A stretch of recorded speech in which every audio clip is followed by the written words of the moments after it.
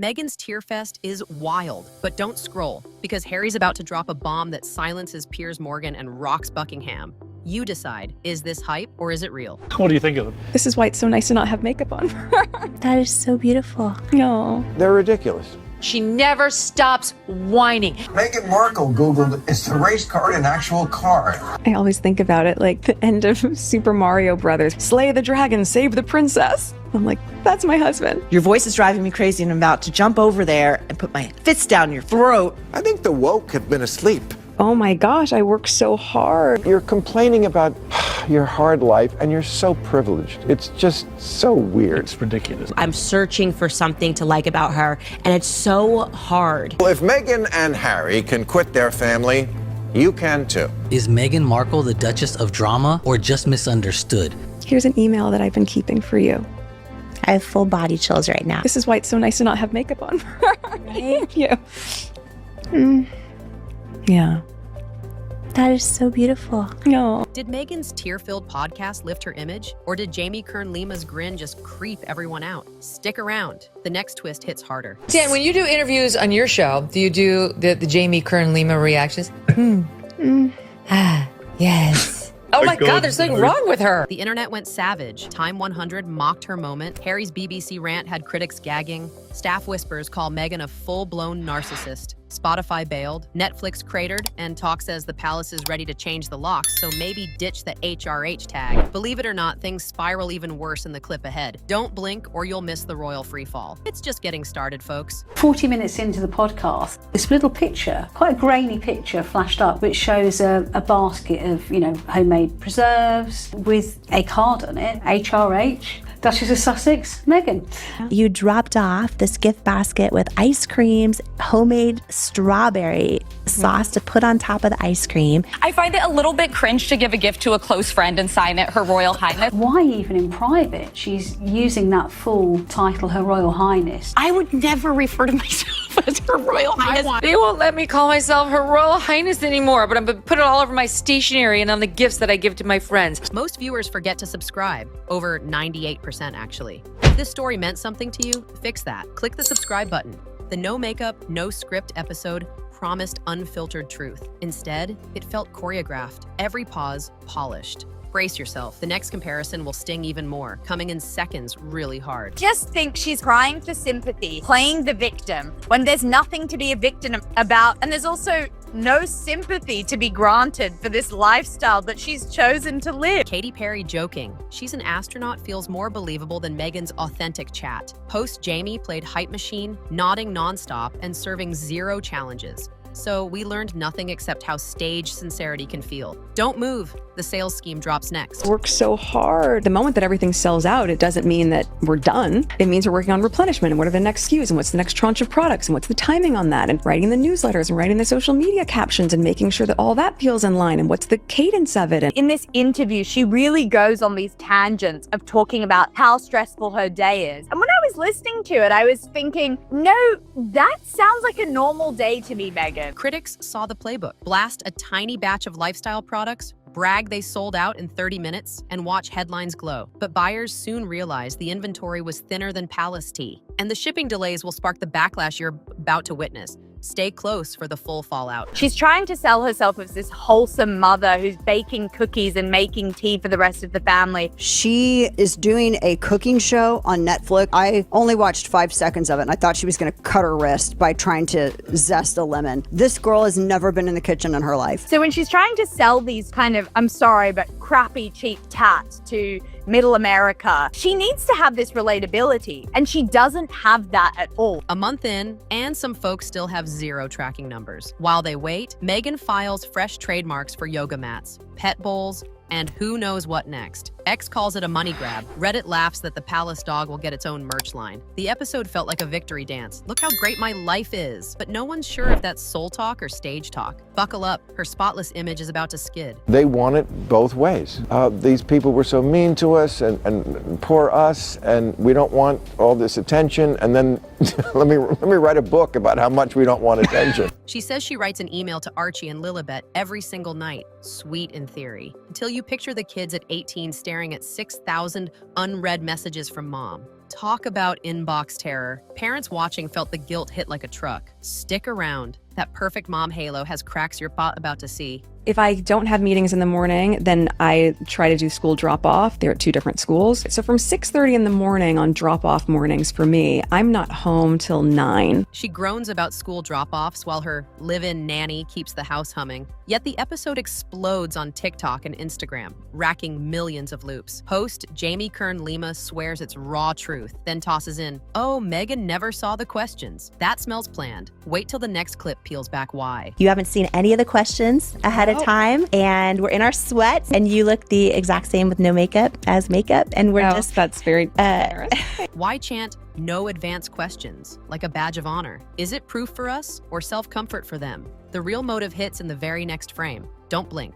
She's allegedly wearing no makeup. Meanwhile, she's got like the perfect blowout. Like she's completely camera ready. And she also is pretending like she's crying. There isn't a tear in sight. It's an actor's trick. During promotion for Suits, she was joking with one of the photographers that she can cry on command. Left eye, go. And then you watch a tear fall down her face, and then she starts cackling because she's so proud of herself. She has this really famous thing where she says one tap left eye and she can make herself cry on demand. Viewers still aren't buying the waterworks. Daily Mail's Alexander Larman calls it a stunt to stay relevant, and ex-jokers say even her tear ducts have a press agent. The backlash wave hasn't crested yet. Brace for the bigger crash coming up. It's just another lie from Meghan where she's told us one thing about this wholesome family life that she's got, but really it's staff behind the scenes that are upholding this entire image for this woman. Reviewers say every story Meghan tells snaps right back to her brand, her pain, her merch. Marker calls it self-focused, and a palace aide swears the sudden tears won't fix that dented image. Keep your eyes up. The next swipe hits even closer to the crown. They kind of f***ed up their whole thing,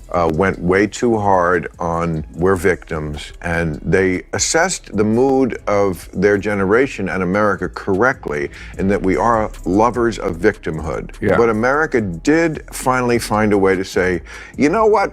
We love victims, but you two, we've just had a little too much of it. I mean, tone deaf could be Meghan Markle's middle name. Her Time 100 chat goes live, and viewers can't decide who feels faker on stage. Blake Lively's polite nods or Meghan's rehearsed smiles that never crack. The crowd starts whispering plastic, and the volume is only rising. Wait till you hear the next jab. She didn't make the Times list of cool people, but she did get invited there because her agency probably bought her access. This is one of the goofiest things ever. Because I think it speaks to the tiny moments of joy that are so effortless and just create a little bit of magic that we're all craving. What in the hell word salad is this? Tiny little flower petals that are dried. I started putting them on salads. I started putting them on scrambled eggs. Level of charm that you find people have when they see these tiny little dried petals is something I can't fully wrap my head around, but I appreciate. I'm elevating it by putting dried flower petals on all of my food. She isn't even on the 2025 list, yet she grabs the mic and talks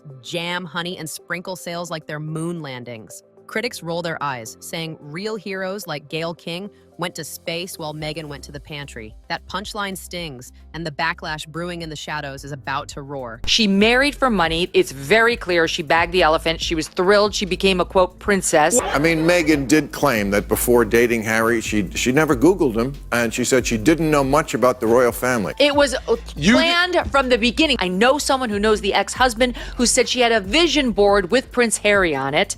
And Before they met? Yes. Harry jumps on BBC, blames King Charles for ignoring his security fears, and social feeds light up with side-eye emojis. One clip, one comment, and the royal rift splits wider. The next breath will show just how deep the crack goes. Lost at the trial court level on this push to make the British royal family pay for his security when he goes to the UK. Once they realise that myself, my wife, and our kids are happier outside of the institution, please just look at the fact. Look at the risks, look at the threat, look at the impact that if anything was to happen to me, my wife, or my father's grandchildren, look where the responsibility lies. What a manipulation. My father's grandchildren. They're gonna and it will be his fault. It's gaslighting on a grand scale. If you're still watching, this channel was made for you. Go ahead and hit subscribe. We get into the stuff most won't. Daily Mail columnist Sarah Vine calls his tone a royal pity party. Insiders whisper poor taste, and ex-users joke the prince wants applause on demand. The echo bouncing through the palace halls hasn't hit its loudest note. Stay tuned for the boom. Made it absolutely clear that it was all about the moolah. It was all about the big bucks. It was all about trading off the royal name. But she was lining up these deals when she was still the Duchess of Sussex. She was in talks with Disney. She was in talks with the publishing companies, in talks with Netflix. At that point, the late Queen Elizabeth II, quite rightly, in my opinion, said, no, there is no half in, half out. So you go with our blessing, but you lose everything. Most people say Harry's BBC sit-down felt like one long gripe, throwing more fuel on the royal split. And they keep repeating that Meghan's the real spark behind it all. Hang on. The next blast goes straight at her character. I have zero sympathy for him. The fact that he is putting his father through this in the final years of his life. And Meghan, there are members of the royal family who believe that Harry's behavior hastened the death of the late Queen Elizabeth II. I believe that too. That's what I say. I say those two killed the Queen. Megyn Kelly calls Meghan a malignant narcissist. A Telegraph writer says the podcast was basically self-therapy. And Page Six reports Goop and other brands passed on her lifestyle pitch for being too hot to handle. If every tier turns into another sales push, critics ask, is it real pain or pure performance? Don't blink. The answer might hit in the next breath. Podcast with Jamie Kern Lima was absolutely car crash. I mean, Jamie Kern Lima is actually a very successful woman, self-made billionaire. However, she is a fame whore because, she first found fame by appearing on the first series of Big Brother. She believes that she's the new Oprah Winfrey. And the problem is, you realize these are the types of people Meghan Markle is surrounding herself with. And none of them are prepared to ever give her a dose of reality. Even host Jamie Kern Lima got slammed. Viewers say her over-the-top cheerleading sounded like scripted praise. Stick around. Someone else cranks the volume on that complaint. When we're together, we're in our cozy sweats and no makeup. So that's how we are today. No one's picked up my book proposal yet. Yes. I haven't found my soulmate yet. Everything is yet. The power of yet. The power of yet. Yet. YouTube's Royal Rogue drags Jamie's high-pitched tone, calling it a hired cheerleader echo of Meghan's every emotion. Wait for it. Another reviewer lands an even sharper jab. But I'm happy. And the kids are healthy and H is great. But I'm trying to also enjoy these big wins right now. Yes. Enjoy them. She agreed with Meghan on everything, acting like a true yes man. The Independent's Roisin Lanigan says the whole thing felt like a late-night infomercial, adding both women seemed clueless about regular folks struggling to buy eggs. And the crowd's patience? It's about to crack wide open. He seems to be even more fake and insufferable than the Duchess. Very first question, because I think in friendship it's so important. And I think so many people also have this question for you is, Meghan, how are you? And are you okay? That's so kind. Yes, it really is that awful. I may have blacked out from smacking myself in the head. Ex-users keep shouting that the episode wasn't a chat. It was a 60-minute hype loop with Meghan's name in flashing lights. Sure, Jamie Kern Lima once sold her cosmetics company for $1 billion, so she's no random voice off the street. She understands branding, funnels, and how to turn praise into profit. But that's exactly why viewers feel shortchanged. A seasoned mogul spent an entire hour tossing softballs and repeating, "You're amazing," without prying into one hard truth. No gritty startup story, no tough lesson, not even a single slip-up. By the end, people said it felt like being trapped in a never-ending infomercial where the product is pure ego.